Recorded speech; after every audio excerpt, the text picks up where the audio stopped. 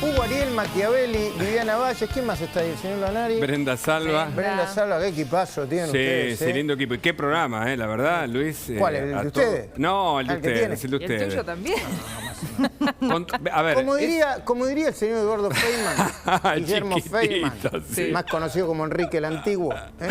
Qué malo. Antiguo Feynman, digámoslo ahora. Antiguo, viste, siempre arreglado, ¿no? Programa Nunca lo encontré. chiquitito, dice, ¿no? Programa chiquitito, cuadradito, así, insignificante. En mi humilde espacio, dice. Sí, mi humilde espacio. Está muy bien. Yo pensé que íbamos a hablar de la pizza hoy, porque nos pasamos hablando todo el día de la pizza, porque es el día de la pizza. Sí, y habrá que comer pizza, capaz, ¿no? No Sí, sé. de la noche. Hay obviamente, que un comer poquito, yo me cuido, ¿no? Trato de no comer tanta harina. Ahora- Pero, viste, se habla de la pizza y no se habla de corrupción en la Argentina. Es impresionante y hoy, escuchándote además, la novedad, el anticipo que también escribió Hernán Capielo aquí, que Daniel Santoro escribió en Clarín, digo en lanación.com y Santoro en Clarín, sobre la ampliación, atención porque la causa Cuadernos tiene en esta etapa, con la ampliación del procedimiento a Barata, de nuevo Daniel Muñoz, como el encargado de los bolsos, como que Pero, recibía miles de millones de Hugo, dólares. Viviana, hoy el juez Ercolini, lo que pasa es que, claro, nos estamos acostumbrando a, ¿viste como el COVID que te acostumbras? Y bueno, Sí. ahí vivimos el COVID, la nueva normalidad. El nivel de corrupción es tan fuerte, tan enorme, que vos te terminás acostumbrando. Hoy el juez Ercolini probó en una causa anexa a los cuadernos de la corrupción que Barata repartió en 20 oportunidades bolsos y en 7 de esas oportunidades se lo dio a Daniel Muñoz, el secretario privado de Néstor y Cristina, en la esquina de la corrupción, Arenales y Uruguay, donde todavía vive la vicepresidenta y donde tiene otro piso y donde durante un tiempo vivieron el hermano de Fabián de Sousa. Bueno, todo un escándalo. Claro, claro. ¿Qué es lo que vamos a ver? Perdón. Es que justamente Daniel Muñoz le contó a Víctor Manzanares, el ex contador de los Kirchner, un arrepentido fundamental que piensa declarar... ¿Te acordás la entrevista que le hicimos juntos? Exactamente. ¿Te acordás del concepto que utilizó Manzanares, que cuando le decía... Cuando Manzanares, vos le preguntaste, creo, cuando Sí. Manzanares le digo, che, ¿por qué te afanás tanta guita? Palabra más, palabra menos. Lo que le respondió Daniel Muñoz, ¿te acordás? Nos acordamos, sí. Y a ver, ¿qué ¿Qué era? dijo? Que era un impuesto que le cobraban a la patria. Ni más ni menos. Lo escuchamos, dale. Plata de Muñoz, entendemos nosotros, era una comisión o un porcentaje de la plata que podía ser de Néstor Kirchner. ¿Está mal pensado eso? No, eso es lo que él me dijo. También podía haber la sospecha de que en realidad lo hurtara o lo robara. ¿Qué fue lo que le dijo más concretamente? Que era la comisión que él cobraba por las cosas que hacía. Pero también tenía depósito en Buenos Aires. O sea que había tanto plata en Santa Cruz como en Buenos Aires. La comisión que le cobraba a la La patria. comisión. Y hay por ahí, después lo buscarán si los tienen, porque nosotros lo cortamos. ¿Te acordás, Hugo, cuando vos fuiste a la casa de Manzanares? ¿Te acordás? Lo hiciste subir al ático, ¿era, no? ¿Qué era Sí, eso? sí, un altillo donde guardó 30 bolsos con entre 30 y barra millones de dólares barra euros. Y después hablan del ofer. Claro. Los caraduras hablan del ofer. Pará. La Argentina sigue como la mona, el gobierno de la deriva, todo eso. Pero los actos de corrupción siguen teniendo sus consecuencias y hay fiscales y jueces que siguen investigando. Por Pero ya suerte. lo naturalizamos, me parece. No importa. Es un poco A lo mí- que decías vos. Pero hay Mira, que recordarlo, me Hoy en la parece. radio, hoy en Radio Rivadavia, muchos decían, bueno, pero ya lo sabemos y sigue en libertad. ¿no? Bueno, nuestro trabajo Es recordarlo. es recordarlo marcarlo. y dar cada vez más precisión. Hoy, no quiero quitarles tiempo, pero Carlos Santiago Kirchner, primo hermano del expresidente Néstor Kirchner, está siendo investigado por enriquecimiento ilícito. Se acumuló una fortuna de $2,5 millones. $2,5 millones. Se compró un departamento en Miami, un barquito, una dijo flota que le de heredó. autos. Y dijo que le heredó de su abuelo y de su padre, por favor. Bueno, a mí no me gusta que me tomen por estúpido. Claro. No me gusta. Entonces, tenemos que hacer laburo que nos corresponde como periodistas. Gracias, Luis. Gracias. Nos vemos mañana. Ustedes. Así empezamos más noticias, porque no solo los actos de corrupción son una enorme preocupación en la Argentina, la economía y el narcotráfico. Mirá las noticias del día. Un resumen, dale.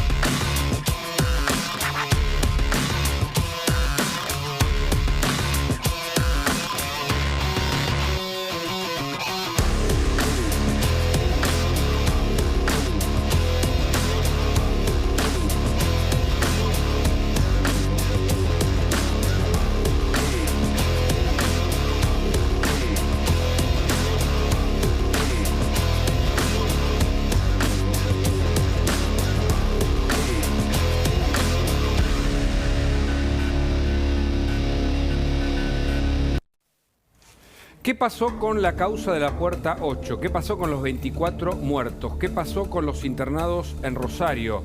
¿Cómo está el narcotráfico en la Argentina? ¿Es cierto que hay vía libre para algunos carteles que se instalaron en los últimos tiempos entre nosotros? ¿Qué es lo que está pasando con la política? Hay 5 juzgados, Viviana, que investigan este hecho en Buenos Aires. Un juzgado de menores con un menor detenido, un juzgado criminal ordinario que tiene a 6 detenidos por homicidio simple por ahora, puede resultar homicidio agravado, y hay 2 juzgados federales de Morón y un juzgado de 3 de febrero. Esto para explicarle a la gente que mientras el crimen está organizado, la justicia, la política y la fuerza de seguridad parecen desorganizadas. Y además lo que hablamos ayer, ¿no? Cuando no está el Estado, ingresa ahí el narcotráfico y se queda. Y se enquista. Totalmente. Y encima la pelea entre Bernie y entre el ministro Aníbal Fernández. En un escenario que ayer nosotros intentábamos explicar, cuando se habló de ese precursor químico, la peperidina, ¿no? Que sí, habían encontrado, pero no oficialmente. Fuentes judiciales hoy confirmaron que no hay justamente datos oficiales de toxicología para saber qué tenía la cocaína. O sea, el análisis lo hizo un equipo periodístico y el ministro Bernie dijo, puede ser que tengan razón. Y entonces, esto es también parte de una escena, de un montaje que el gobierno bonaerense, el Ministerio de Seguridad bonaerense, está tratando de aseverar, asegurar y plantear para distraer la atención sobre el verdadero fondo, porque los detenidos no parecen ser los grandes responsables del narcotráfico, sino distribuidores, vendedores y un menor que pudiera ser soldadito. Para hablar sobre narcotráfico está con nosotros Eugenio Bursaco. Él trabajó bien este tema a nivel nacional e internacional y escribió un libro sobre el narcotráfico. Hola Eugenio, buenas noches. ¿Qué tal? Buenas noches, ¿cómo están ustedes? ¿La Argentina está mejor o peor en materia de narcotráfico? No, claramente peor. Se ha puesto un freno de mano a una política que se había iniciado hace 4 años con el acuerdo con los gobernadores y que había generado buenos resultados, y lamentablemente en estos poco más de 2 años se ha revertido mucho de esto. Se ha disuelto la Subsecretaría de Lucha contra el Narcotráfico, se han tomado medidas que han generado impacto negativo. No es extraño lo que pasó ahora, como tampoco fue extraño que hace unos meses atrás tuviéramos los 2 decomisos más grandes de la historia de droga en Europa proveniente de puertos argentinos. Ahí me quiero detener, Bursaco, si me permite. El mayor Sí. cargamento se incautó en estos últimos meses, en este gobierno, pero digo, lo paradójico es que no se incautó en Argentina. No, se incautó en Europa y marca, yo creo que 2 cosas. Uno es que están eligiendo unos narcos puertos argentinos para salir a Europa nuevamente. Claro. Cosa que no ocurre en nuestra gestión. Y lo segundo, la poca confianza de las policías europeas, que en vez de incautarla en Argentina en conjunto con nosotros, como hacíamos en nuestro gobierno, con operativos grandes como fue Bobinas Blancas, otros operativos, digamos, que se trabajó en conjunto con organismos europeos y americanos, esto no pasa hoy en día, ¿no? Y creo que tiene que ver con un quiebre de confianza y con un quiebre de una política seria en la materia. Y después eso se verifica en el territorio. Te escuchaba atentamente en tu inicio, decías, cuando se retira el Estado del territorio, alguien ocupa ese espacio, y muchas veces el crimen organizado. Son estas bandas narcos que terminan tomando como rehenes a la población que vive en esos lugares y asolándolos con violencia o extorsionándolos a cambio de su seguridad. Expliquemos cómo funciona el narcotráfico en términos prácticos. La droga ingresa por la frontera, seguramente, por rutas o de manera aérea, pero los que la transportan cobran en droga y tal vez eso es lo que terminó ocurriendo como residual en la Puerta 8. ¿Es así? Porque el resto de la droga, los grandes cargamentos, van al exterior, como esto último que pasó en Hamburgo, ¿no? En Alemania. Sí, o sea, el precio de la droga en Europa o en el sudeste asiático es muy superior al que se consume en América Latina. Entonces, lo que hacen los narcos muchas veces usan los puertos de salida de Argentina, Uruguay, Brasil y otros lugares, pero como su negocio lo sustancian en Europa o en Asia o en Oceanía, digamos, ¿no? Lo que hacen es le pagan en droga a los estadios intermedios. Le pagan al tipo que comean en la frontera, le pagan al tipo que la traslada territorialmente, le pagan al funcionario que mira para otro lado en el puerto, etcétera, etcétera. Esa droga se termina consumiendo en el mercado local y es la que se corta, la que se mezcla con otras porquerías y se la venden a los consumidores argentinos, digamos. Y esto termina generando una mayor cantidad de adictos en el mercado local, que además consumen generalmente drogas de peor calidad. Y esto termina afectándolos más en sus adicciones y en su Ahora, capacidad de, digamos, sí, de pensar, de discernir. Esa misma gente es la que muchas veces lo hemos hablado acá, digamos, salen con un arma, no están, ni remota idea tienen de lo que están haciendo, salen y están dispuestos a matar. Ahora digo, ¿cómo se combate? Pero concretamente, digo, ¿hay una política de este gobierno, del anterior, del pasado? ¿Hay una política real de tratar de combatir el narcotráfico en la Argentina? ¿Qué se hace? ¿Qué se hizo? ¿Qué se piensa para adelante? Nosotros tratamos en su momento de pelear en todos los ámbitos del negocio, desde que la mete en la frontera, el que la traslada físicamente, el que la vende localmente, el que lava el dinero. Hay que recordar a la gente que el dinero ilegal obtenido por el tráfico de drogas se tiene que blanquear, y esa es otra buena instancia para detener. Incautar de los bienes, lamentablemente mandamos al Congreso la ley de extinción de dominio que no se votó en su momento, que hubiera sido fundamental para pegarles en el corazón del negocio a los narcos, ¿no? Y después trabajar en conjunto con otros países justamente para hacer estos grandes decomisos y evitar que Argentina se transforme en un lugar de paso y de consumo como ha venido pasando en esta nueva gestión. Inevitablemente... Eso después Hugo, se verifica en otros delitos. Tenés menos homicidios, menos violencia. Claro. Y nosotros tuvimos las tasas de homicidio más bajas de estos últimos 30 años del periodo democrático, con lo cual eso marcó que algún resultado se generaba. Por supuesto, esta no es una batalla gana o pierde, donde no es que va a desaparecer totalmente el tráfico, pero uno lo que tiene que hacer es que estas bandas vayan presas, que tengan mayores costos, que sea más difícil de operar en Argentina, de manera que no se expanda este negocio ilegal, que termina generando muerte. En este caso las muertes fueron durísimas por este producto que fue o envenenado o mal cortado, pero la cocaína también mata todos los días a gente que la consume, claro, por el solo hecho de consumirla, digamos, ¿no? Esto también hay que aclararlo. Recuerdo el operativo Zapucay, porque recorrí, como me ha pasado por mi laburo, un montón de sitios, incluso en el norte, en algunas cocinas improvisadas con precursores químicos, ahora que se habla tanto de precursores químicos para producir clorhidrato. Pero recuerdo en aquella frontera donde Itatí y el propio intendente, las autoridades políticas estaban involucrados en el tráfico de marihuana que venía de Pedro Juan Caballero, de Paraguay. Recuerdo haber hablado con un prefecto muy importante, estoy revelando un detalle sin dar, por supuesto, ningún nombre, sí, que decía que en el anterior gobierno había que llamar por teléfonos cuando había detenciones con cargamentos, contando a quién habían detenido, qué habían detenido, y de acuerdo a esa información actuaban o no actuaban. A mí me deja muchas sospechas. ¿Puede haber complicidad de cierto sector de la política para que el narcotráfico avance, Bursaco? Claro, Hugo, ese prefecto hablaba del gobierno anterior al nuestro, no del gobierno de Cambiemos, ¿no? Y en el caso puntual de Itatí, para dejar en claro, eso arrancó de un punto de venta en la ciudad de Buenos Aires y nosotros metimos preso al intendente, al viceintendente, a los jefes de policía locales y federales. Y hoy está bajo juicio también el juez federal que está, digamos, imputado por justamente ocultar o tratar de ocultar estas bandas criminales. Con lo cual, ¿qué quiere decir con esto? Cuando uno trabaja en el territorio también a veces llega hasta los máximos responsables de estas organizaciones y muchas veces llega también a los que le dan connivencia o se corrompen del Estado. Por eso es importante investigar, seguir el trabajo, trabajar, como dije antes, en todos los ejes de la política.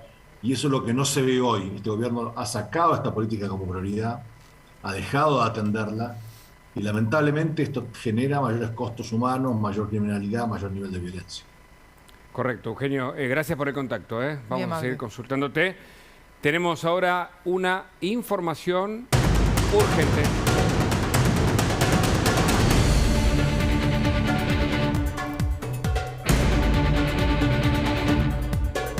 La información la trae Brenda Salva. Así es, apareció degollada en su casa. Esto ocurrió en las últimas horas en Berazategui. Se trata de una mujer, Margarita Toledo, de 83 años, que fue encontrada degollada en su casa, en el suelo, presentando una herida de arma blanca en el cuello, muy profunda, y en el abdomen, además.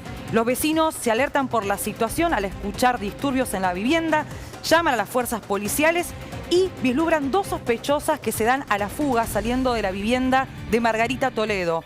2 mujeres entre 30 y 40 años, vestidas de ropa oscura, de negro, una de ellas con la cabeza totalmente rapada.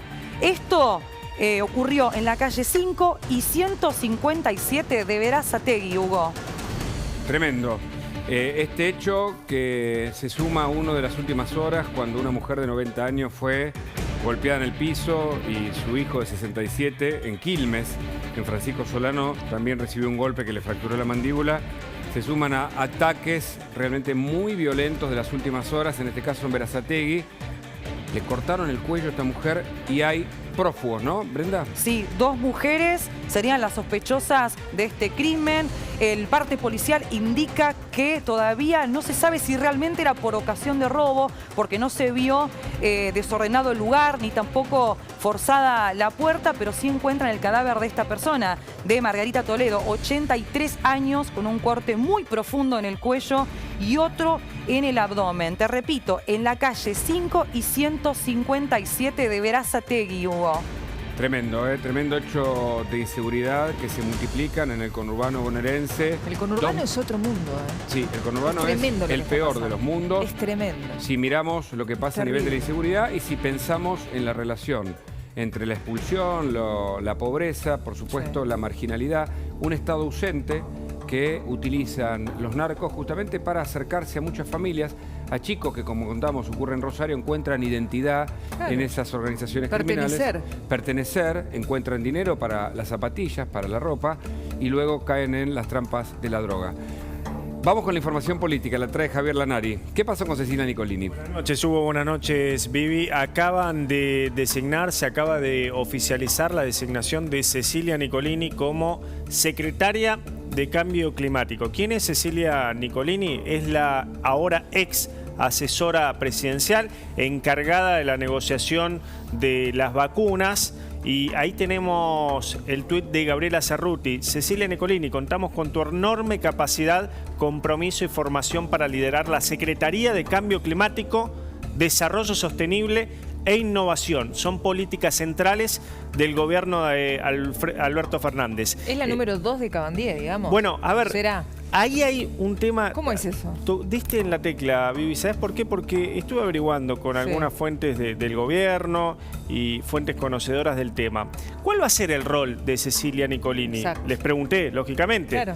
Bueno, no están los que piensan que el rol político de Cecilia Nicolini va a ser ni más ni menos que una especie de ministerio paralelo, un nuevo loteo dentro del gobierno que no hace más que, en definitiva, trabar la gestión y complicar, bueno, en este caso, lo que son el envío de fondos y el envío de ayuda y de recursos a las provincias que la están pasando mal con los incendios, Bueno, ¿no? quizás se hace presente en los lugares donde no se hace presente Cabandier. Bueno, Cabandier estuvo en Barbados, también Cecilia Nicolini.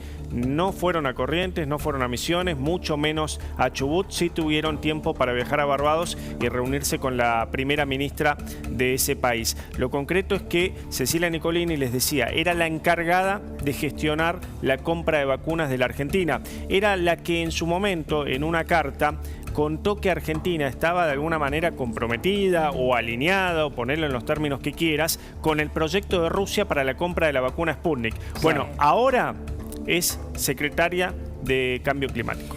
Muy bien, vamos a hablar con Facundo Nescamski, que nos va a ayudar a entender todo este, a ver, ¿cómo decir? Este laberinto de la política A ver si nos ayuda. argentina. Claro, porque por un lado el presidente va a Rusia, habla mal de Estados Unidos, por otro lado visita China, hay un homenaje a Mao Zedong. Hay como un presidente para cada circunstancia. Exactamente. Lo desproporcionado del canciller, iba a decir Felipe Solá, Santiago Cafiero, cuando dijo que Alberto lo quiere escuchar el mundo, pareciera no ser tan verosímil esa expresión. Y por otro lado, algunos funcionarios que siempre tienen un lugar en el gobierno, más allá de lo que puedan conocer, como es el caso de Cecilia Nicolini. ¿Hacia dónde vamos, Facundo, en el horizonte económico y político? Buenas ¿Cómo noches. estás? Hola Hugo, ¿cómo le va la vida? ¿Cómo están? ¿Bien? Buenas noches. Ayúdanos a entender, Bueno, a ver, hacia dónde vamos, es- ¿no? Lo que te preguntaba. Es difícil saber hacia dónde va la Argentina. Digamos. El que tenga esa respuesta, digamos, está salvado, ¿no? Pero, a ver, uno podría decir en principio que hay distintos niveles de análisis en los problemas que ustedes están planteando. Alguno que tiene que ver con cuestiones estratégicas de la Argentina de largo plazo, que van más allá de quién gobierne, por caso la relación con China.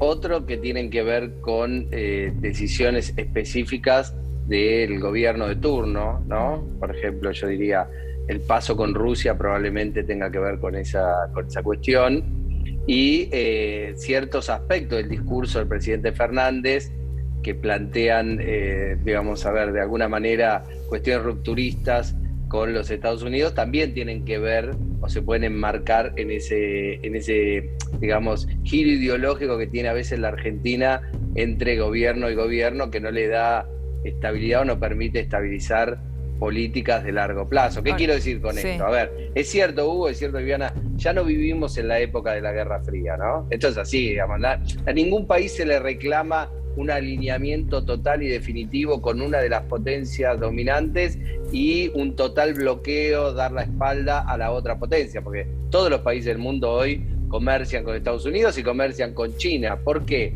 Por la muy sencilla razón de que hoy las potencias no compiten como competían hace 70 años por cuestiones ideológicas, compiten por el comercio, compiten por las inversiones. Entonces, todos los países quieren participar de esa competencia y ser beneficiarios de inversiones y de poder incrementar su comercio. Ahora, Facundo, la pregunta que te hicimos con Hugo al comienzo, me parece que es la que se hace, digamos, el común de la gente, ¿entendés? Entre vecinos en la calle.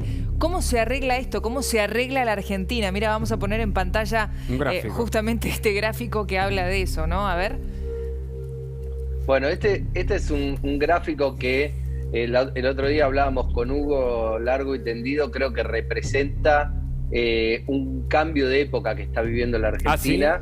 Es un cambio de época que, el gráfico, en mi opinión, el gráfico es bien sintético y bien comprensible, que está bueno porque en la tele se lo puede apreciar de manera bien sencilla. Con más Estado, 35%. Con menos Estado, 44%. Claro, es que hay un Estado que se dice ser presente digamos, en el discurso, pero que está ausente. Si no, miremos el tema narcotráfico. Pero entonces la gente pide menos Estado. Y pide menos Estado, menos me parece, presencia ¿no? del Estado para arreglar el país. ¿Facundo? A ver, Viviana, en los 90 había un consenso de que el mercado tenía que estar por encima del Estado. La crisis del 2001 generó el paradigma contrario. Durante 10, 15 años la sociedad esperó que todo se lo resuelva el Estado. Ese paradigma que nació en la crisis del 2001 y se consolidó con el gobierno de Néstor Kirchner a partir del año 2003, hoy está en crisis. Claro. Está en crisis porque la sociedad argentina está en crisis, porque la economía está en crisis y porque hace muchos años que la Argentina no crece y tiene mucha inflación. Totalmente. Entonces, la sociedad está buscando nuevos horizontes. A ver, vamos a ver el otro gráfico, Facundo. Sí. Y el otro gráfico, bueno, a ver... ¿Quién es responsable de la crisis económica? El gobierno anterior, 24%. El gobierno actual de Alberto Fernández, 56%. La pandemia del COVID, tenemos 10%. No sabe, no contesta, un 10%. Ahora, Facundo, es interesante ese 10% de la pandemia porque, digamos, en el comienzo del gobierno de Alberto Fernández, incluso con el inicio de la pandemia, la imagen de Alberto era positiva y por mucho, ¿eh? Claro. Por el 70%. Mirá, se aceleró un fenómeno que nosotros en nuestras presentaciones denominamos ya no se puede gobernar con el espejo retrovisor. Claro. A todos los gobiernos en algún momento se les acaba poder gobernar con el espejo retrovisor, es decir, echarle la culpa al gobierno que pasó. A Mauricio Macri eso le pasó después del triunfo electoral del 2017. A Alberto Fernández le pasó hace un año y en parte eso explica la derrota en las elecciones Facundo, de medio término. Se van a cumplir 40 años de democracia, casi todos los gobiernos fueron peronistas y evidentemente los datos son horribles en términos macroeconómicos, de la microeconomía, de la pobreza, de la inflación, de la desocupación. Claramente han hecho las cuestiones muy mal. Ahora, muchos dicen, son malos para gestionar y claramente. Pero además, esta idea de pasarle la pelota al que sigue indica que hay un problema claramente de la dirigencia, una encerrona, que hace que pidamos todo el tiempo dinero prestado porque no podemos vivir con lo nuestro tampoco. No, además no pensar entonces realmente en la gente. Además. Es pensar en la próxima elección. ¿Viste la vieja frase, no? Los países ricos, los pobres, México que sin tenerlo nada lo tiene todo y Argentina que teniéndolo todo no tiene nada. Bueno, fíjense ustedes que nosotros esta pregunta la hacemos hace 10 años. Creo que ninguna consultora puede hacer en casi ningún país del mundo esta pregunta durante 10 años seguidos. ¿Quién es el principal responsable de la actual crisis? Con la idea de que la Argentina vive permanentemente en crisis y uno puede seguir preguntando siempre quién es el responsable de la crisis actual, cuando en realidad las crisis son un momento, son 2, 3, 4 años, no periodos tan prolongados de tiempo. Y eso explica en parte, lo hablábamos Hugo con vos el otro día, y respecto al gráfico anterior, que en la Argentina no existe un consenso mayoritario de alrededor de 60, 70%, como hay en otros países, respecto hacia dónde ir. Ese 35% verde, Viviana, Hugo, si uno lo miraba hace 10 años, ¿cómo se era arregla 70%. la Argentina? Sí. Claro, al 70% decía con más Estado. Bueno, eso cayó al 35%. Hoy hay una mayoría que empieza a configurarse, nosotros entendemos, ahora, que plantea con menos Estado, y eso explica la emergencia, por ejemplo, de una fuerza como la de los libertarios que antes ahí no está, a eso quería ir. Ayer hablamos acá con Ramiro Mar. Sí, y recién habló Domingo Cavallo con Luis Majul aquí en Voces, y hay como una vuelta a esa idea de los 90, que para muchos fue, dentro de este periodo de 40 años de democracia, que vamos a cumplir en el 23, implica el único periodo de verdadera transformación. Ahora, la Argentina necesita tal vez una transformación igual, pero ¿se podrá hacer las fuerzas vivas, digamos, del país? Y pienso en los sindicatos y en otros sectores que alimentaron desde la pobreza. ¿Estarán dispuestos a esas modificaciones estructurales, Facundo?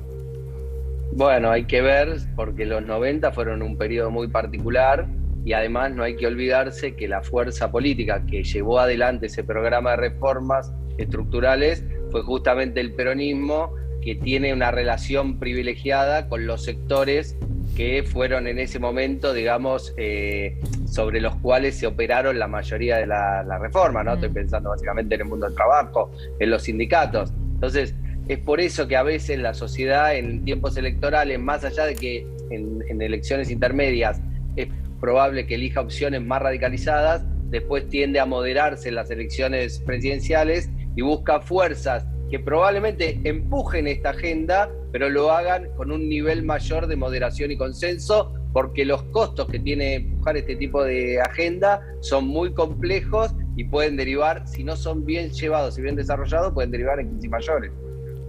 Clarísimo. Clarísimo. Facundo, muchas gracias por el contacto. Muy amable. Muy bueno tu gráfico. Bueno, y además no subestimar a la gente, ¿no? Porque me parece que después, digamos, le podés regalar, le podés dar un plan, le podés hacer mucho más accesible la posibilidad de llegar a un producto que quiere, pero después cuando entra en el cuarto oscuro, es que te cuentan una historia. Es otra historia, ¿entendés? Es claro, no, pero además, Viviana, te cuentan una historia y la realidad indica otra, que es la que nos encontramos todos los días. Se vio en las PASO y en las generales. Bueno, y me parece que en ese sentido hay una sociedad civil inquieta, la de la Argentina, que no está acompasada por cada gobierno de turno, pero también el Poder Judicial toma decisiones y algunas polémicas, porque Lotoki, el cirujano, fue condenado a 4 años de prisión y muchos dicen, sobre todo las víctimas, que es una sentencia muy breve para él. Contanos, Brenda. Sí, como lo decías, 4 años de prisión por lesiones graves. Queremos recordar que Aníbal Lotoki ya venía con un prontuario y esto es una larga trayectoria que tiene procesal. ¿Por qué? Porque en el 2011 fue denunciado también por mala praxis, por inyectar en los glúteos de Pamela Sosa metacrilato o metacrilato, ahí está, que produce molestias y luego difusión también en los riñones, que es algo similar a lo que le pasó a Silvina Luna. Después ocurre en el 2013 otra denuncia, 2015 nuevamente una denuncia, llega hoy la condena por ese juicio y como decías vos recién, ¿qué pasa con la justicia, no? Porque le dieron 4 años de prisión, 3 seguramente efectivos, condenados al encierro, digamos, y por lesiones graves. Sí, pero no va a ir preso por ahora. Por ahora no va a ir preso. La Fiscalía, Hugo, había pedido 7 años y 10 meses, pero porque venían las lesiones graves con el concurso real por estafa. Se quita la estafa y termina quedando esta resolución de 4 años y no 10 años de inhabilitación, sino 5. Hicieron esa reducción en la condena y también en la inhabilitación profesional. ¿Escuchamos al abogado Burlando? Esto decía al respecto. Es un fallo obviamente condenatorio y eso, después de tanto recorrido y tanta lucha, tanto tiempo invertido en esta investigación, es satisfactorio. Tal vez uno pretendía una condena un poco más elevada, acorde desde nuestra óptica a las lesiones y a los problemas de salud que hoy y en el futuro van a tener tanto Silvina como Pamela Sosa y como las demás víctimas de esta causa. Diría que esto es un fallo que va a ser prácticamente, desde la óptica de la defensa, inamovible, y que es inminente después de su firmeza, que aspira firmeza, la detención de Lotoki, que era uno de los objetivos de las víctimas, ¿no? Bueno, ahí está, ¿no? Lo que terminó pasando para una condena, unas sentencias que no se cumplen por ahora de manera efectiva, que queda corta según el criterio de las víctimas, ¿no? Sí, queda corto, pero acordate que el Código Penal recepta lesiones graves en su artículo 90 de 1 a 6 años. Efectivamente, queda corta y sobre todo se pronuncian las víctimas con respecto a la inhabilitación, porque claro, se había pedido 10 años, ahora son 5 años. El miércoles 16 vamos a conocer los argumentos de esta condena y de la inhabilitación profesional a Aníbal Lotoki, Hugo. Claro, porque el peligro consiste en que pueda volver a obtener su matrícula, cumplida la condena y pueda volver a ejercer y a provocar lo que ya la justicia demostró. Ahora, hacen falta 80.000 pesos en la Ciudad de Buenos Aires para no ser pobre. Ese es el dato. Este es el dato. Datazo. Vamos a hablar con un economista. Martín Siracusa. Con Martín Siracusa, que está en línea. Hola Martín, buenas noches. Hola, ¿qué tal? Buenas noches. ¿Cómo les va? Muchas gracias por invitarme. Al contrario, ¿esto significa que los pesos valen cada vez menos, pasándolo limpio rápidamente? Pasando limpio rápidamente, en estos 2 años, la cantidad de pesos que había en la economía se multiplicó por 2. Entonces es de esperar que la cantidad que los precios que hay en la economía también se multipliquen con algún tiempo extra, digamos, con algún lag, también se multipliquen por 2. Ahora, fíjate que todo se multiplicó por 2 menos una cosa, que es lo que producimos. Lo que producimos hace 10 años que no se mueve. O sea, la Argentina es uno de los pocos países en el mundo que está atravesando un proceso de estanflación, un proceso en el que no crecemos, no hay más puestos de trabajo, no hay nuevas empresas, no hay más producción, pero al mismo tiempo los precios sí están constantemente subiendo, generando un montón de problemas. Yo hice una cuenta muy básica, algunos números, que me parece que vale la pena poner en cosas sencillas, ¿no? Para que uno lo lleve a lo que significa, ¿no? Sí, claro. Y el ingreso promedio que hay entre todos los argentinos que tienen algún ingreso es de 51.000 pesos. Esos 51.000 pesos, si uno lo divide por el precio de un pollo que compras en el supermercado, más o menos por mes te dan 83 pollos. Ahora uno dice, che, qué cantidad de pollo que tengo yo para comer a lo largo de todo este mes. Obviamente que siempre estamos hablando de promedios. Acordémonos que el economista tiene un pecado original, que es que calcula todo en promedios, ¿no? Entonces significa por ahí hay uno que se come 2 pollos, el otro ninguno, pero para el promedio los 2 se comieron un pollo. Ahora, vos decís, bueno, tengo 83 pollos con un sueldo promedio. Perfecto. Ahora restale el alquiler, porque el alquiler es una parte muy importante. ¿Cuántos pollos te quedan si le sacas el alquiler? Te quedan 33 pollos. 33 pollos nada más. Ahora restale los servicios, la luz, el gas. Estamos restando lo básico, ¿eh? No estamos restando. Ropa no importa. ¿Y entonces? Llegamos de cuenta que nos seguimos vistiendo. Te quedan 16 pollos. Claro. Ahora, si vos tenés 16 pollos a lo largo de un mes, es medio pollo por día. Claro.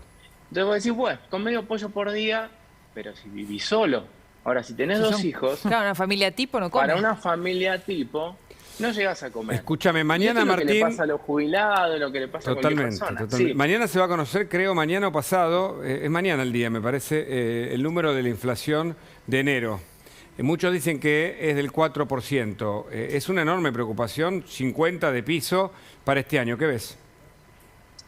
Se está acelerando la inflación, que es un problema, que el cálculo que hace el INDEC no es lo mismo que la gente percibe en el bolsillo, porque esta cuenta que yo te hice antes, que básicamente casi todo se te va entre el alquiler, los servicios básicos, para el INDEC solamente es el 10% de la canasta que mide con la inflación. Es decir, que para el INDEC, cuando calcula la inflación, dice, los argentinos gastan 10% en vivienda.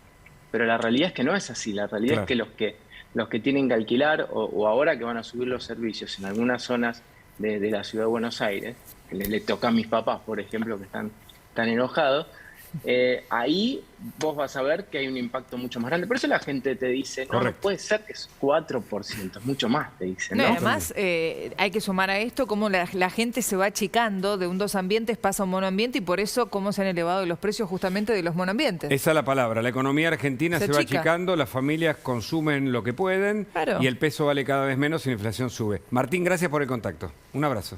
No, muchas gracias a ustedes. Un abrazo. Bueno, hay una enorme polémica con el transporte público, los subsidios, otra pelea, los subsidios a la energía, lo que va a pasar. Pero en términos de los colectivos, concretamente, el gobierno nacional dispone ahora pasarle los colectivos a la ciudad. 32 líneas. 32 líneas. Esto para muchos es una decisión política contra la ciudad de Buenos Aires, que indefectiblemente va a tener que subir el boleto colectivo, Javier. Sí, como ya se hizo en el pasado, Hugo, con la policía, con el subte de la ciudad de Buenos Aires. Ahora lo que intenta hacer el gobierno nacional es con el transporte de colectivos, como bien decía Vivi, con las 32 líneas. Es una pelea por 32.000 millones de pesos. ¿Qué dicen en el gobierno porteño? Que bueno, en ningún momento lo consultaron y que esto, como les decía, es lo mismo, es la historia repetida de lo que pasó con la policía y con el subte. Pero te voy a mostrar, Hugo, si me permitís, en una placa, todo lo que pagan en el interior del país por la tarifa de colectivo. Fíjate vos,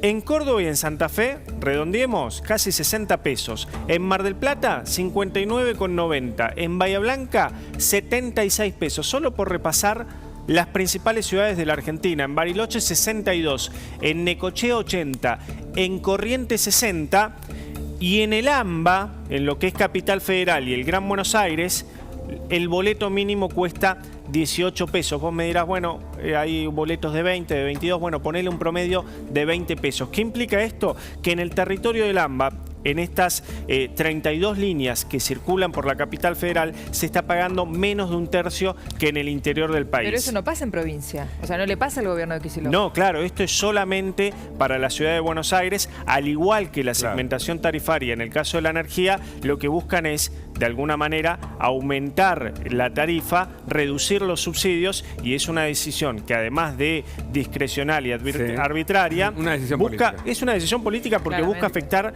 al electorado que es adverso, que es la capital federal. Los que votaron a...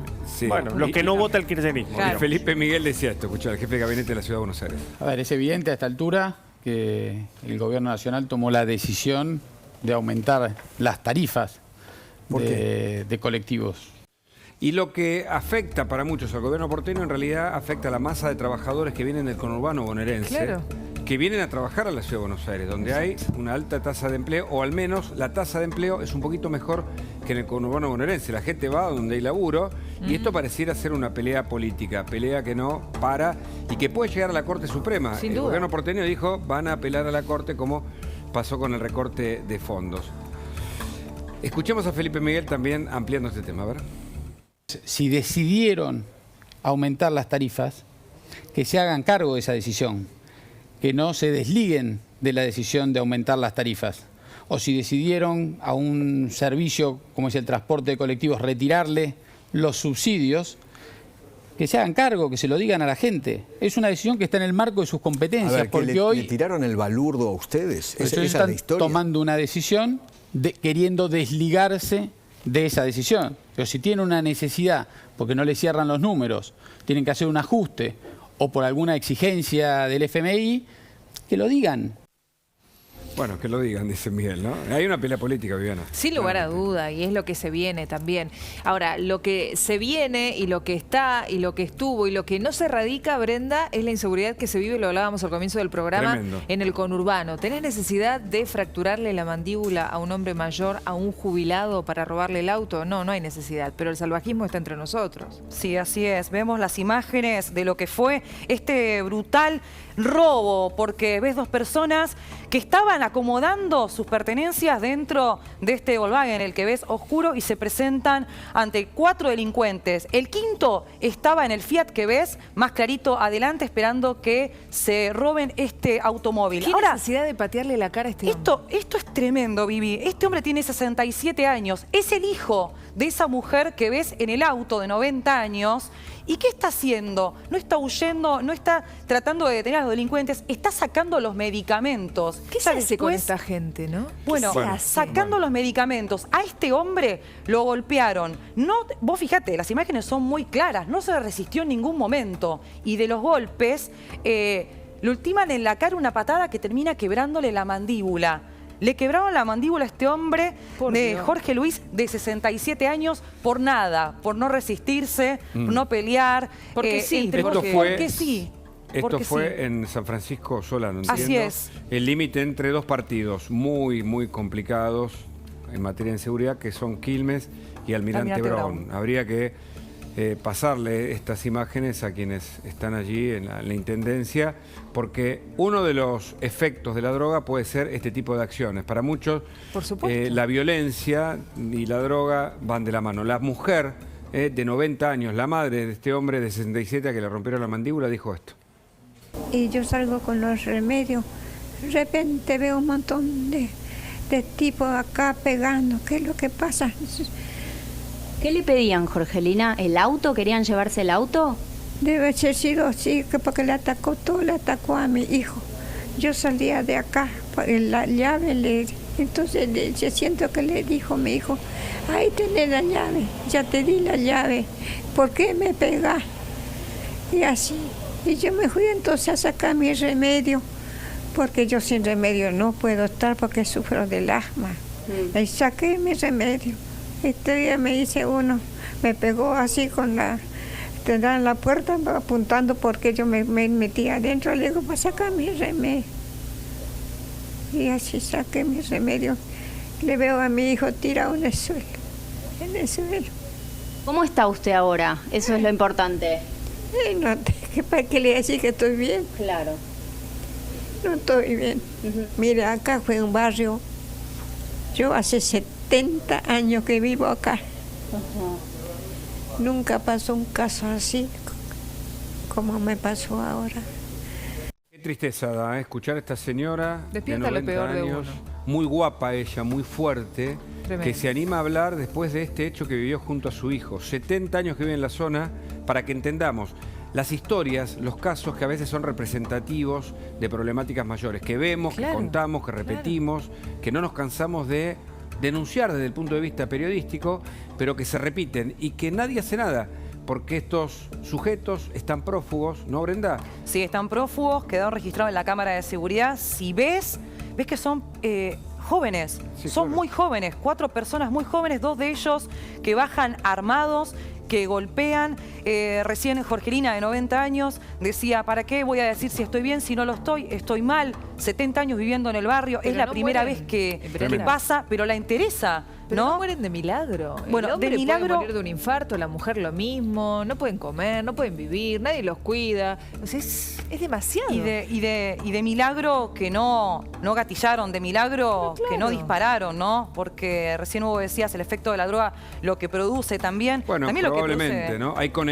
O sea, cuando los especialistas analizan los hechos y ven tanta violencia contra personas mayores, la pregunta es, ¿están bajo algún tipo de efecto? Eso no se descarta, por lo cual lo mencionamos como algo que tiene, insisto, su correlato en el hecho de la Puerta 8, con 24 muertos por el abuso de droga. En instantes creo que tenés, Brenda, un video, creo que es exclusivo, sobre Lotoki, luego de su condena. En instante, aquí, por supuesto, así es, en Más Noticias.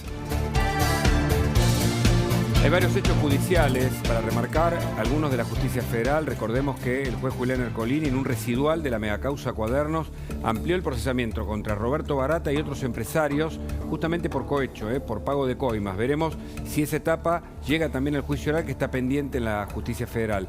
Pero otro hecho en la justicia ordinaria es la pena a Aníbal Lotoki, un hombre muy conocido, pero justamente por haber operado, haber cometido delitos en sus intervenciones estéticas. Hay un video, entiendo, Brenda, ¿no?, en donde habló después de la condena. Sí, exactamente. Te recuerdo que la Fiscalía había pedido por lesiones graves y además acusado en concurso real por estafa 7 años, 10 meses más 10 años de inhabilitación en el ejercicio profesional. Acuérdate que él es cirujano plástico y de las famosas. Bueno, la condena de hoy fueron 4 años y 5 años de inhabilitación profesional. ¿Por qué? Porque quedó absuelto de lo que era la acusación sobre estafa que hicieron estas famosas, que bueno, fueron víctimas de este cirujano. Pero sí, podemos escuchar el video de lo que decía Aníbal hoy por Zoom cuando escuchaba el veredicto de su condena. Bueno, como se ha conocido recientemente, he sido condenado por el Tribunal Oral a la pena de 4 años de prisión y 5 años de inhabilitación profesional por las supuestas lesiones producidas a las denunciantes Silvina Luna, Pamela Sosa, Gabriela Trenchi y Estefanía Chipolitakis. Aún no se conocen los fundamentos del fallo porque los mismos se darán recién la semana próxima. Considero que es una sentencia injusta, ya que durante el debate oral, entiendo, se ha demostrado mi inocencia. El producto que utilicé en las pacientes era un producto autorizado por las autoridades sanitarias. En las zonas y el plano de aplicación donde fue implantado también fue el indicado. Las pericias oficiales determinaron que las enfermedades que padecen las denunciantes no tienen nexo causal con el procedimiento que yo les realicé. Por esta razón estoy deseoso de conocer los argumentos del fallo, el cual, por supuesto, será cuestionado, será apelado por mis abogados en una instancia superior, que es el Tribunal de Casación. Para la gente que me aprecia y que se preocupa por mí, les digo que la condena no es de cumplimiento efectivo, hasta tanto no tenga una ratificación o una sentencia del Tribunal de Casación, puesto que el juez a cargo del tribunal no hizo lugar al pedido de inhabilitación y detención pedidos por las querellas y la Fiscalía. Por lo tanto, les digo que seguiremos trabajando, como siempre lo hicimos, haciendo lo mejor para nuestros pacientes, como lo venimos haciendo desde hace años. Gracias a todos por la preocupación y confío en que Casación revocará el fallo. En general todos dicen ser inocente, pero acá Lotoki fue condenado, ¿no? Pero Brenda, yo te quería preguntar, porque él remarca y se esmera en remarcar que el producto que le colocó a sus pacientes estaba aprobado por la ANMAT y que en el caso, por ejemplo, de Silvina Luna, que al día de hoy presenta problemas renales, ya eran de antes de que él le colocara ese producto en los glúteos. Digamos, bueno, él se escuda en eso. Sí, dice eso, pero está confirmado que efectivamente fue la sustancia que le aplicó, pero no solamente a Silvina Luna, también a Pamela Sosa, que había sido pareja, claro, de Lotoki hace unos años. También, bueno, ahí lo tenemos. Silvina Luna, acordate que esto arranca en el 2011, Vivi, después tuvo una acusación en el 13, otra acusación en el 2015, termina con la condena hoy. Gabriela Trenchi, otra de las víctimas también sometida a la sustancia de metacrilato, que tiene problemas, claro, muy graves, muy severos en la movilidad y en sus piernas. Dice que hace mucho tiempo que no puede dormir tranquila por los dolores. ¿Sabés que muchas travestis se aplicaban esto al principio en sus senos y ocasionó heridas y complicaciones? Incluso hubo personas que murieron por el metacrilato. Dice que está autorizado por la ANMAT. Dice que está autorizado por la ANMAT. Que el producto que les puso, sí, está autorizado. Claro, la cuestión es la dosificación que tenía que tener ese producto y los exámenes previos. Porque acuérdate que la defensa lo que dijo es Silvina Luna ya no tenía un problema. Realmente esto lo ocasionó, pero los otros dicen que sí, que ella venía con una situación. Entonces, ¿cómo no se pudo identificar que ella estaba enferma con los estudios que se hacen de rigor previos a cualquier cirugía? Bueno, acá entra después la acusación por estafa. Queda absuelto de eso. Y te aclaro algo que decía en un momento Lotoki. Él va a seguir ejerciendo. Él va a seguir en libertad hasta que la condena quede firme. Claro. Y está ansioso porque quiere saber cuáles son los argumentos que se tomaron para poder determinar esta condena de 4 años. Va a tener que esperar al miércoles próximo, al 16, cuando se van a dar a conocer los argumentos de por qué 4 años de prisión y 5 años de inhabilitación profesional. Ahora, menos mal que todas estas chicas son famosas y conocidas, ¿no? ¿Qué le queda a una paciente que no es conocida y que no tiene los medios para denunciar? Hay varios casos también en esta causa. Buena pregunta. Nos vamos con los títulos de mañana. Javier Lanari, ¿qué dirán los diarios en el día 10 de febrero? Bueno, mañana reaparece y retoma la agenda local. El presidente Alberto Fernández va a tener un acto en el Museo del Bicentenario, un anuncio del protocolo de aulas seguras, un protocolo que ya les adelanto va a generar polémica porque difiere completamente del que acaba de anunciar la ciudad de Buenos Aires, el jefe de gobierno porteño Horacio Rodríguez Larreta. ¿Por qué? Porque contempla, por ejemplo, entre otras cosas, el barbijo y el distanciamiento en todos los niveles. Vamos a ver si mañana el presidente le dedica algunos párrafos a Larreta. Ya habló el ministro de Educación de la provincia de Buenos Aires, Alberto Silioni, y dijo Larreta se cortó solo. Y por otro lado, mañana también se van a sortear el segundo sueldo de Javier Milei. El actual diputado van a ser 360.000 pesos. Hay más de 1.700.000 inscriptos. Y lo paradójico es que el que gane esos 360.000 pesos va a tener que pagar impuestos. Bueno, Javier Lanari completó toda la portada. Brenda Salva, tu título. Yo sí te voy a dar un título porque esto recién comienza y tiene que ver con el juicio contra Juan D'Artés por estupro agravado en Brasil. La denunciante Thelma Fardín. Bueno, supimos hace 24 horas que se dio a cero. Empezamos foca cero y que se anuló el juicio con 130 testigos, con la declaración de Fardín, con la declaración de Anita Co también y de Calu Rivero. Ahora, ¿cómo sigue esto? Porque dicen la denuncia que es un tecnicismo, pero realmente va a tener que ser juzgado y se va a presentar además un recurso en la Corte Suprema de Justicia, aquí y también en Brasil. Estimadísima Viviana. Me toca, mi turno. En primera plana del diario de mañana. Bueno, es muy importante lo que va a suceder con la Mesa Nacional de Juntos por el Cambio. Atención, porque se van a reunir en la zona de Olivos de 13 a 18, al menos ese es el horario que está estipulado. ¿Cuáles van a ser los temas a tratar? Bueno, el primero de ellos y el más importante, la posibilidad de unificar criterios para ver cómo se encara el acuerdo con el Fondo Monetario Internacional. Va a haber muchísimas caras importantes, personalidades de Juntos por el Cambio, Macri, Larreta, Bullrich y otros tantos, así que vamos a estar atentos a esa reunión. Y creo que uno de los títulos de mañana, sin dudas, es el acuerdo con el Fondo Monetario, pero no de la oposición, del propio gobierno. ¿Qué primará? ¿El sentido común? ¿La idea de Alberto Fernández, de Martín Guzmán? Esta idea un tanto contradictoria después de la recorrida de Alberto por Rusia, por justamente China, el dinero que nos llega, pero los anuncios presentes.